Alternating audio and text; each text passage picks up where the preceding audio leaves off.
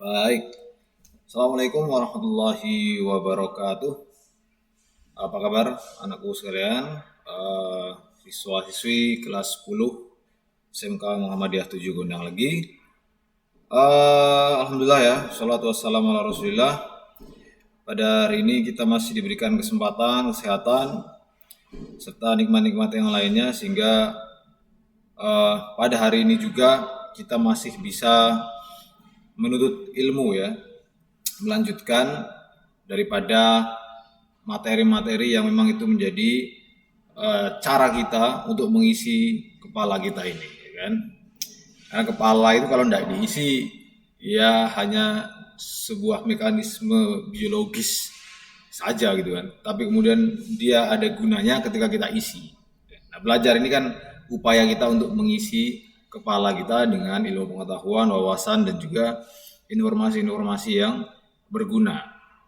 Nah, masih dengan saya di Kemuhamadiyahan, dan kalau pada minggu lalu saya sudah paparkan secara teks gitu ya kepada kalian tentang pembahasan kebangkitan dunia Islam ataupun kemudian siapa saja dan bagaimana kebangkitan dunia Islam di Indonesia. Nah, hari ini saya coba jelaskan secara verbal ya, secara lisan tentang bagaimana sih kebangkitan dunia Islam ini yang akan kita bahas. Karena kita tahu bahwa pada awal pertemuan di semester ini kita sudah bahas tentang bahwa Islam pernah meraih masa kejayaannya pada abad ke-7 sampai ke-12. Diwakili kalau di Baghdad itu di Timur Tengah itu ada Baghdad ya, Daulah Abbasiyah. Kemudian di sisi Eropa ada Cordova ya, kota Cordova atau Cordoba di bawah kepemimpinan Daulah Bani Umayyah.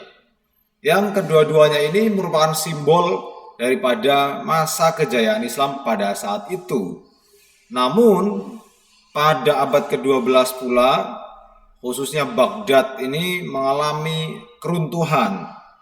Ya, keruntuhan dan masa kemunduran tidak hanya disebabkan oleh serangan pasukan Mongol yang waktu itu dipimpin oleh Genghis Khan, yang kemudian meluluh lantakkan kota Baghdad, yang bahkan perpustakaan Baitul Hikmah di bukunya itu dibakar dan juga dibuang ke laut gitu kan. Yang kemudian laut itu karena tercampur dengan tinta-tinta buku sehingga berubah warnanya menjadi hitam ya. Tidak hanya itu, tapi memang pada saat itu secara internal kaum muslimin mengalami suatu masa yang memang kurang baik dari segi kepemimpinan, dari segi organisasi negara, dari segi kemudian masyarakat itu sendiri.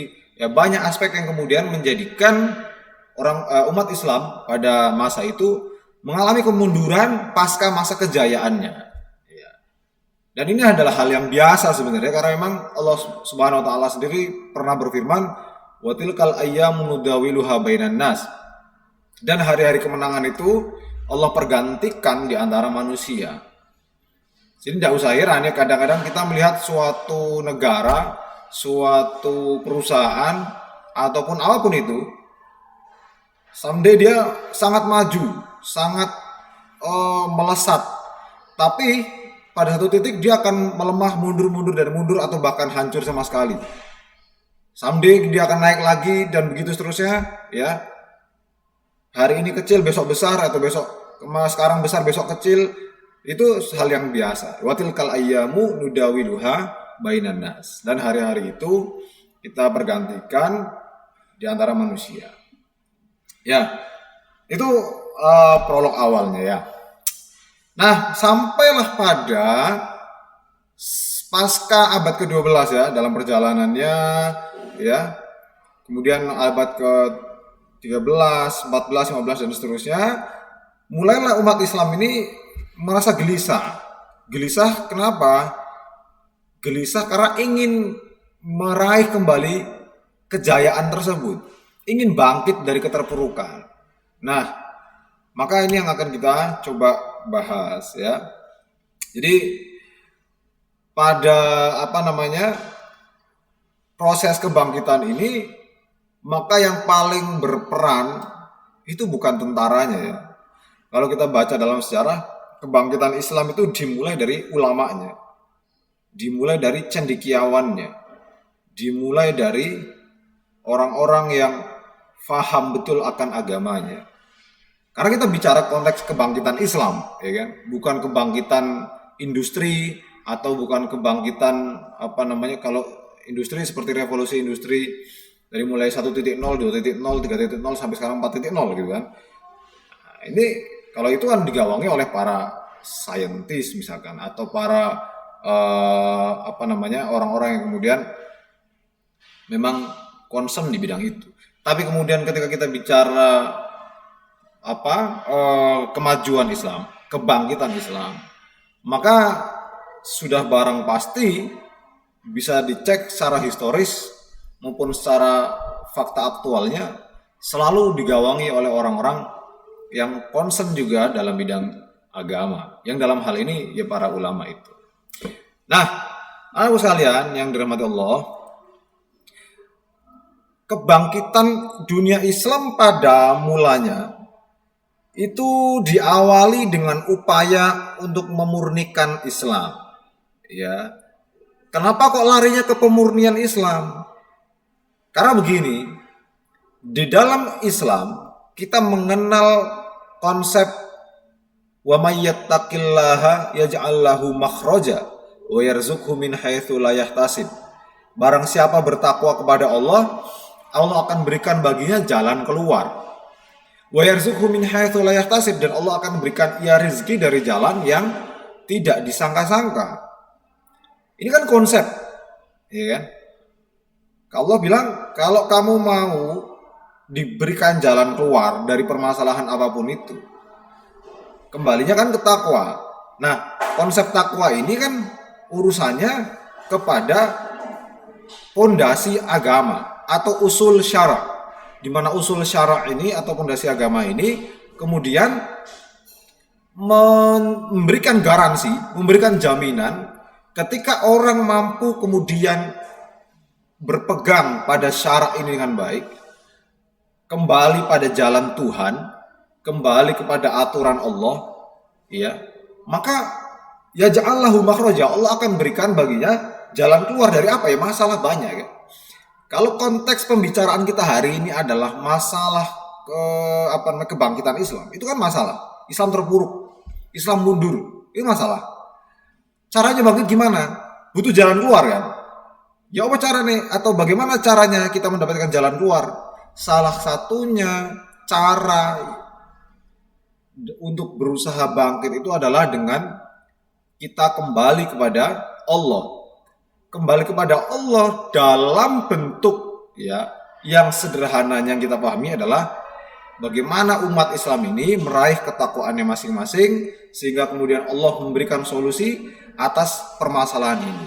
Nah, ini kan kenapa rata-rata kembalinya masalah kebangkitan Islam ini diawali dulu dari purifikasi agama atau pemurnian agama.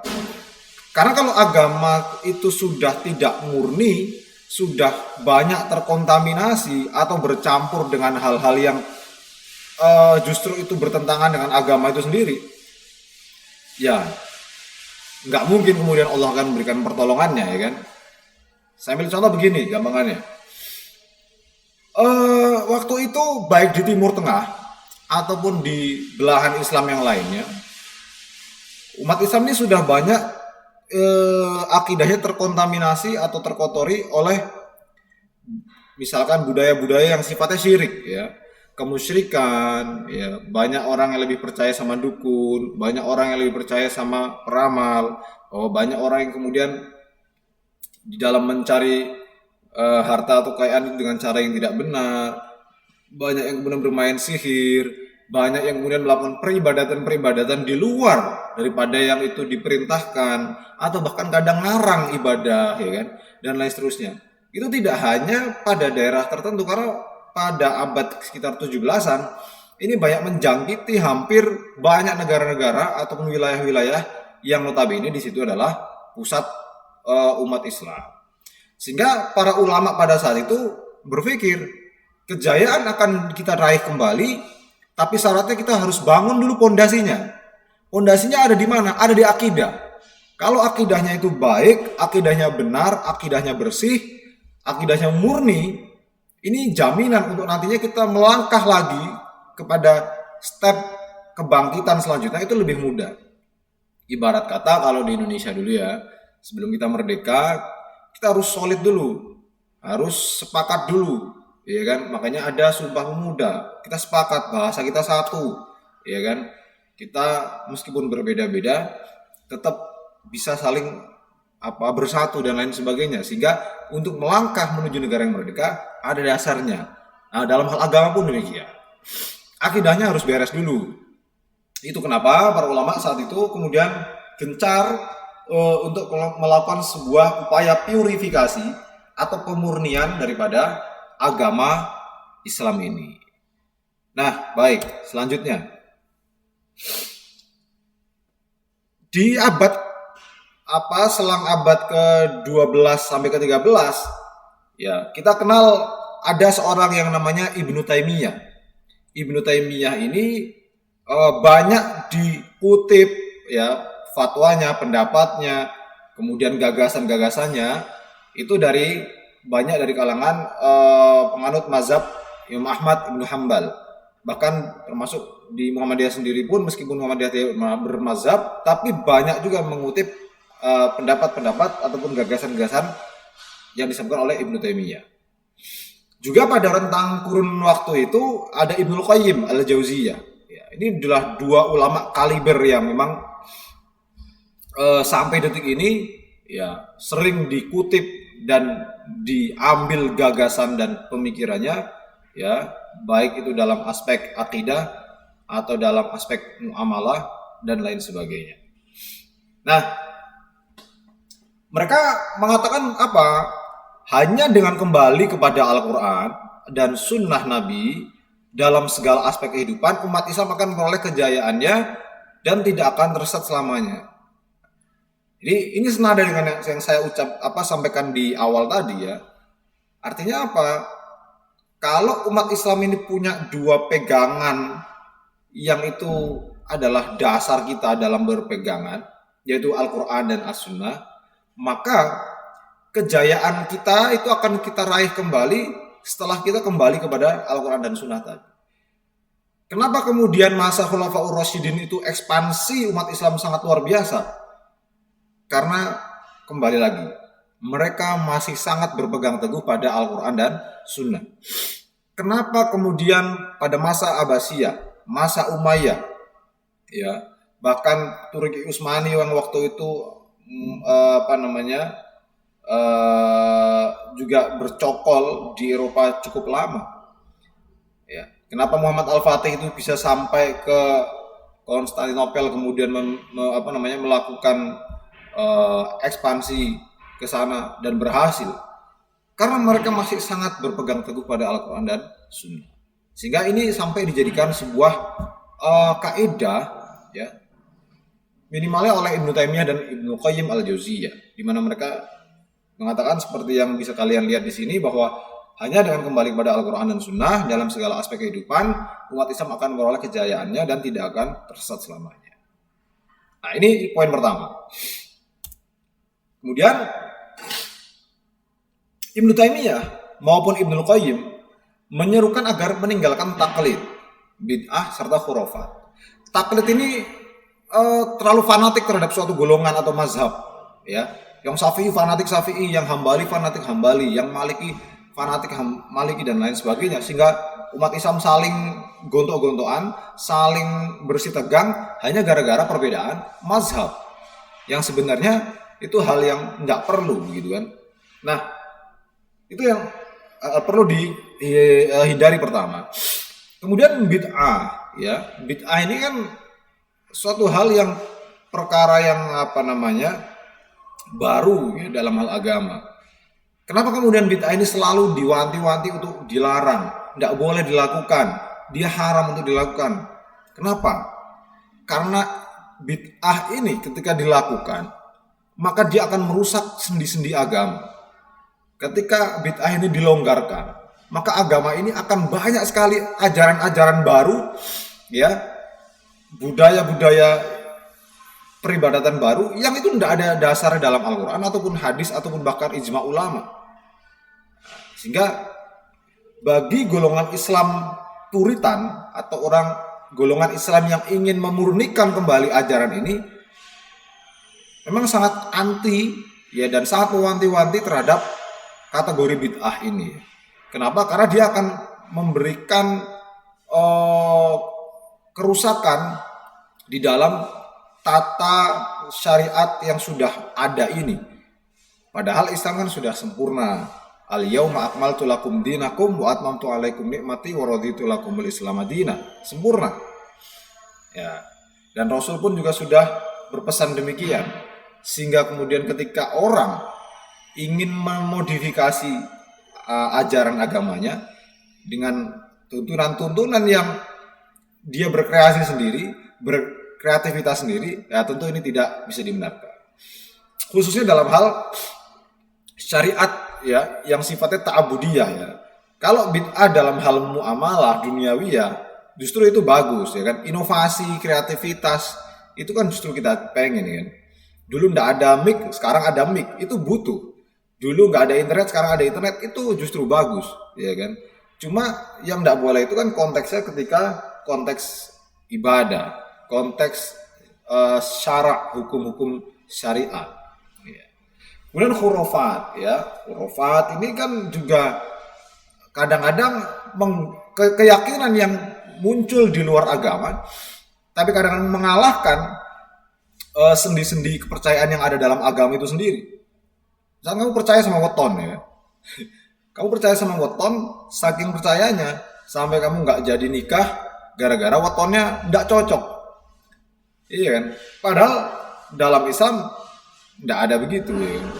Karena ukuran orang kemudian menikahi orang lain, kata Rasul, tungkahul mar'ah li arba, limaliha, li jamaliha, wali maliha, wali hasbiha, wali dinnya, fadfar bidatidin taribat yadak. Seorang itu menikah itu biasanya karena tampangnya, atau karena pertimbangan nasabnya, atau karena pertimbangan dia kaya atau tidak, atau karena agamanya.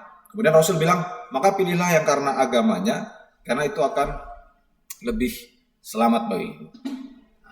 Jadi itu kenapa, ya, atau 3 hal yang oleh Ibnu Qayyim atau Ibnu Taimiyah ini ditekankan sekali di dalam upaya untuk membersihkan akidah kita, sehingga itu menjadi pijakan awal kita di dalam melakukan proses kebangkitan untuk meraih kejayaan Islam. Nah, kemudian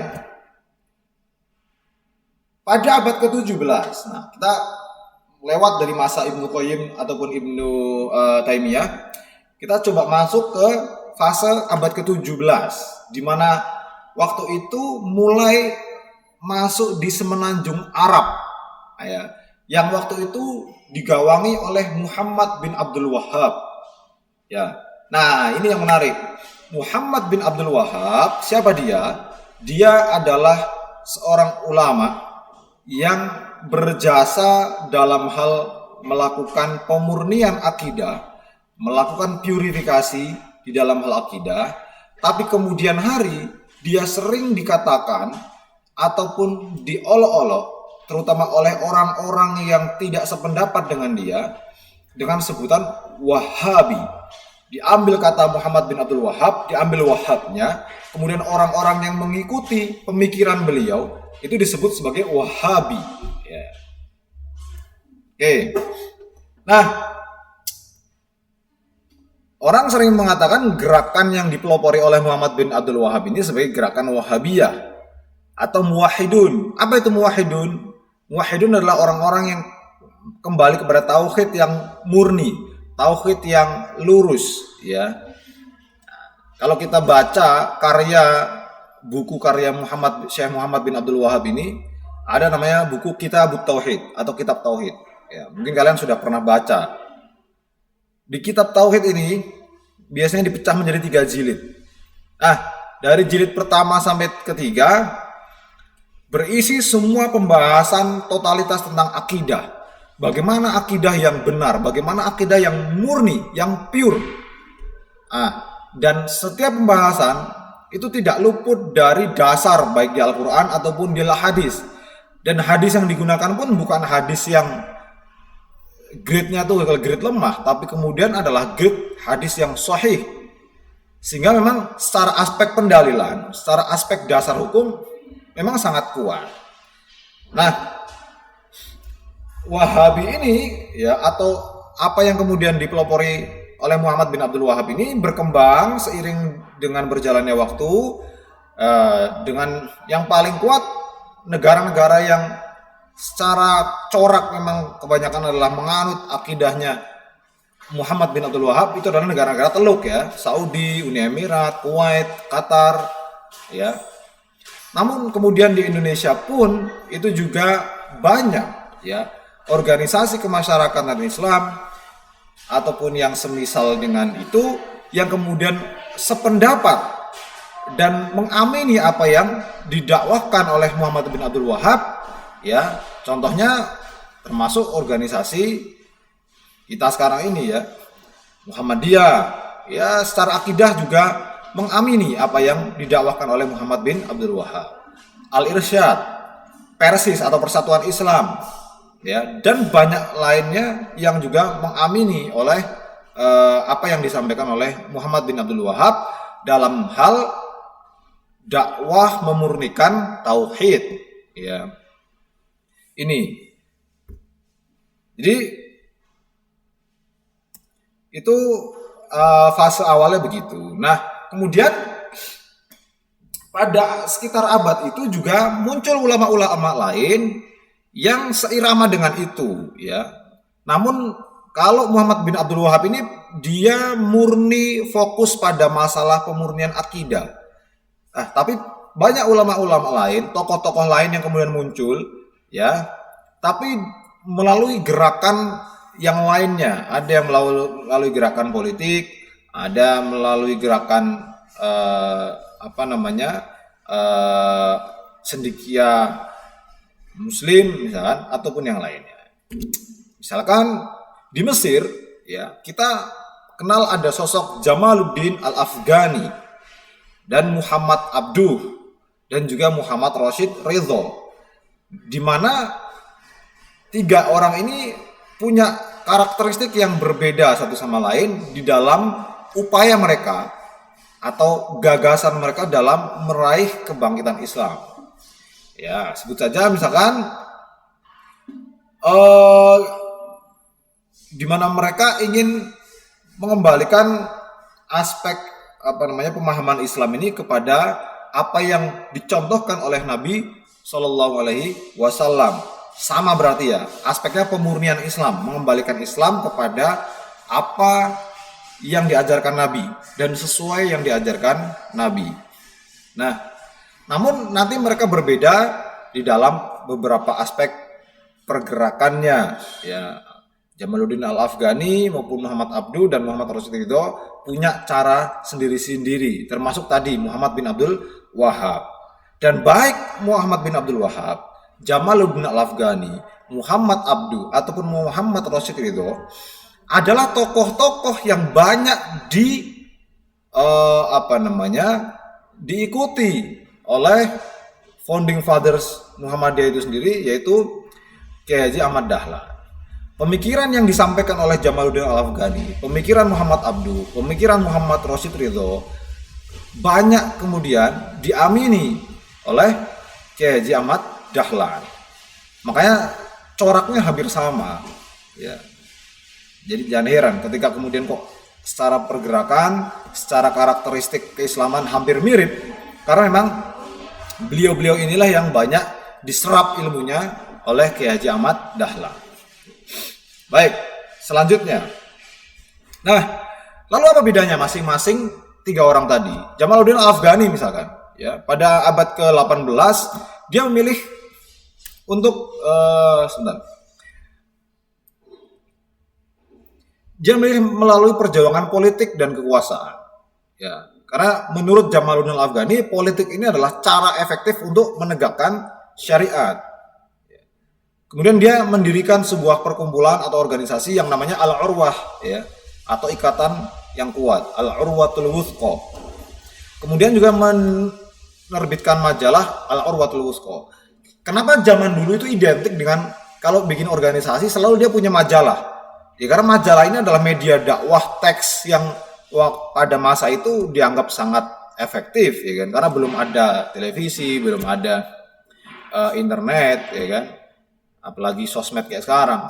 Sehingga rata-rata kalau kita baca sejarah, rata-rata organisasi ataupun perkumpulan manusia yang ingin meraih tujuan tertentu pada saat itu, pasti dia punya majalah-majalah yang diterbitkan, yang tujuannya untuk menyebarkan gagasan dan pemikiran yang mereka miliki. Nah, itu ya, jadi Jamaluddin lebih memilih melalui saluran politik dan kekuasaan.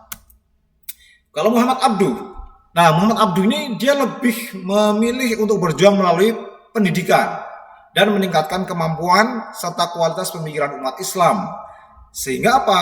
Kalau umat Islam ini sudah pendidikannya bagus, ya, well education, dia akan menjadi orang-orang yang sadar, punya kesadaran yang bagus. Karena kesadaran bagus, rasionalitasnya bagus. Ya, sehingga dia mampu melakukan ijtihad, usaha-usaha, baik konteksnya itu untuk agama ataupun kemajuan secara kehidupan berbangsa ataupun umat Islam secara umumnya. Ya. Awalnya dari pendidikan. Nah, itu menurut Muhammad Abduh. Jadi memang berbeda ya. Nah, pemikiran-pemikiran Muhammad Abduh ini dituangkan saat itu juga di dalam majalah Al-Urwatul Wuthqa miliknya Jamaluddin Al-Afghani atau dalam majalah yang lain yang namanya Al-Manar, ya, yang kalau kamu lihat nonton film Sang Pencerah, nah di situ ada scene yang menceritakan bagaimana kemudian Kiai Ahmad Dahlan juga banyak membaca majalah-majalah yang tertuang di dalamnya pemikiran-pemikiran dan gagasan dari seorang Muhammad Abduh.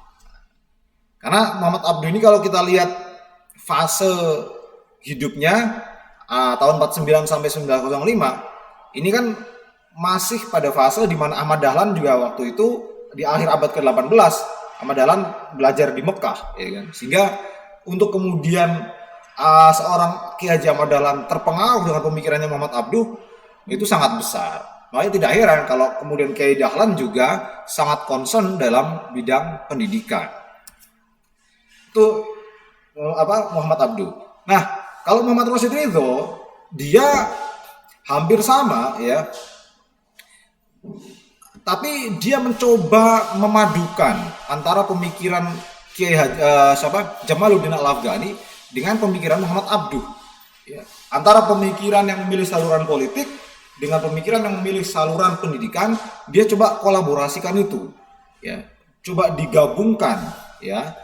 Sehingga itu menjadi sebuah konsep sosial, ya, yang itu bisa diterapkan dalam kehidupan masyarakat. Nah, kalau kita lihat rentang hidup Rashid Ridho yang sampai tahun 35, sehingga tidak heran bahwa Kiai Ahmad Dahlan pun pernah bertemu dan berdiskusi langsung dengan Muhammad Rashid Ridho tentang permasalahan umat ini, ya kan? Nah, inilah kenapa nantinya sepulangnya Kiai Haji Ahmad Dahlan dari Mekah, ya, ke Indonesia, beliau sampai mendirikan sebuah organisasi yang coraknya memang satu secara akidah bercorak puritan atau memurnikan kembali akidah umat ini. Secara gerakan jelas gerakan yang diamini oleh Muhammadiyah adalah gerakan yang menjamin pendidikan, kesehatan, kemasyarakatan, iya kan, sosial. Ya. Artinya secara akidah dia mencoba mengamini apa yang disampaikan oleh Muhammad bin Abdul Wahab. Dalam konteks pendidikan dia coba mengamini apa yang disampaikan oleh Muhammad Abduh. iya kan? Dan dalam aspek-aspek yang lain dia mencoba mengamini apa yang menjadi gagasan dari seorang Muhammad Rashid Ridho. Ya, meskipun Muhammadiyah juga pernah aktif di politik ya pada awal-awal tahun kemerdekaan, namun kemudian pada sekitar tahun 70-an Muhammadiyah menarik diri dari politik secara kelembagaan sampai hari ini. Ya. Baik anak sekalian yang dirahmati Allah. Nah, sehingga ini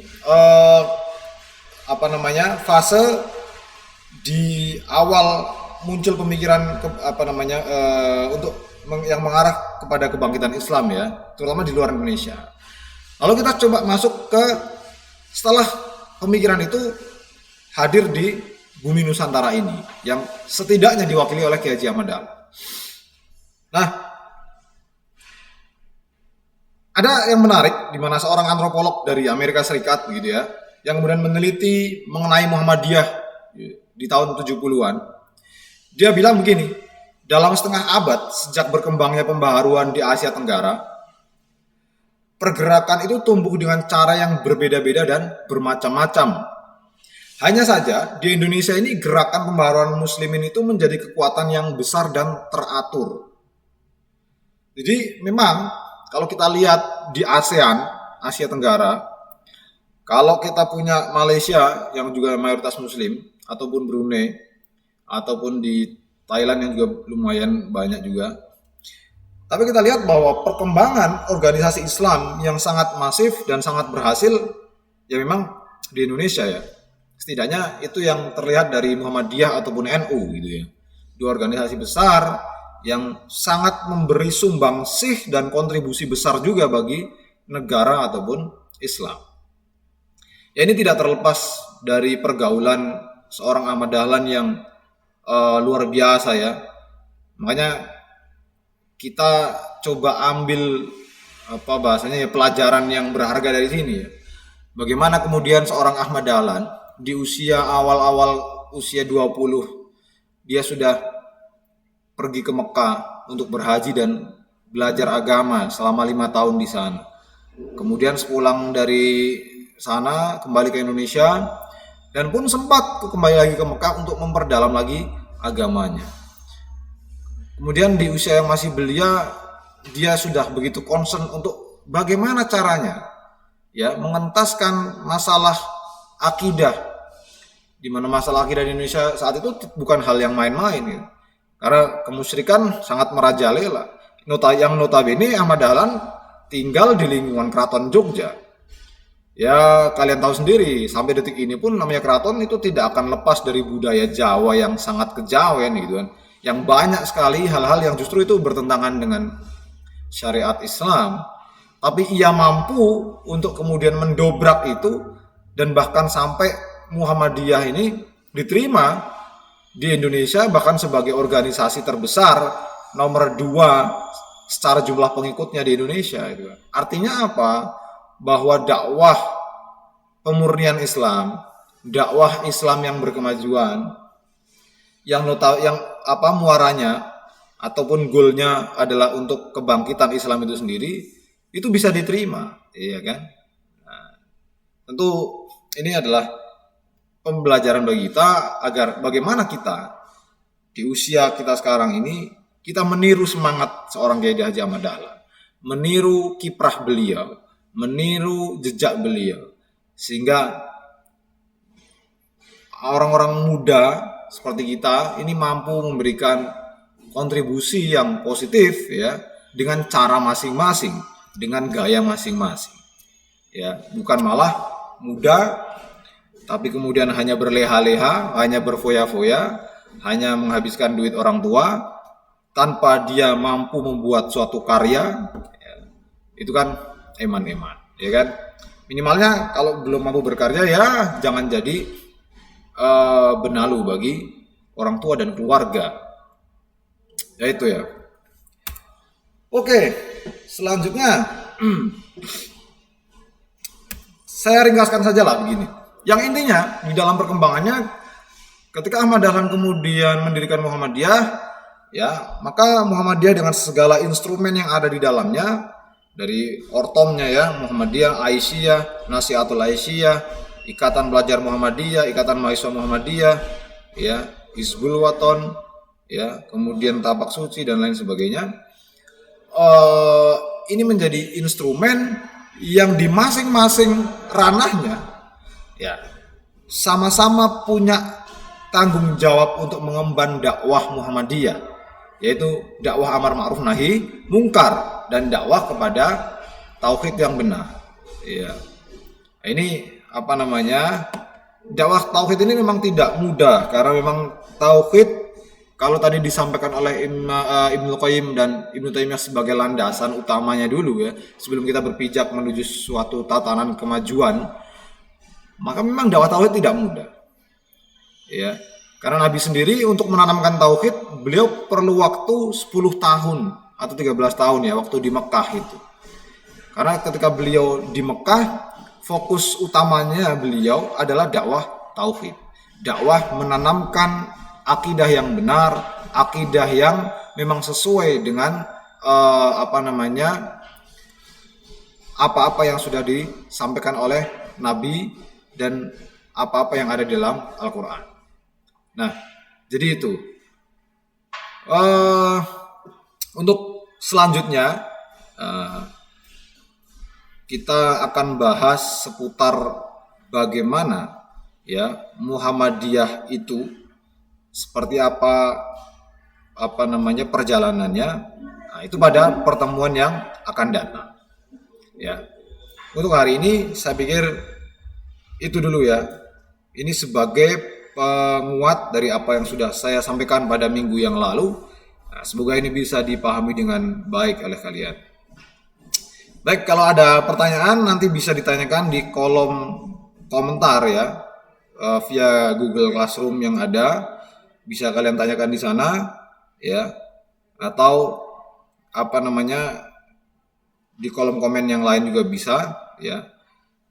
Jadi itu dulu untuk pertemuan pada hari ini. Semoga bermanfaat. Kurang dan lebihnya mohon maaf. Walikulli wijhah wa muwalliha fastabiqul khairat. Wassalamualaikum warahmatullahi wabarakatuh.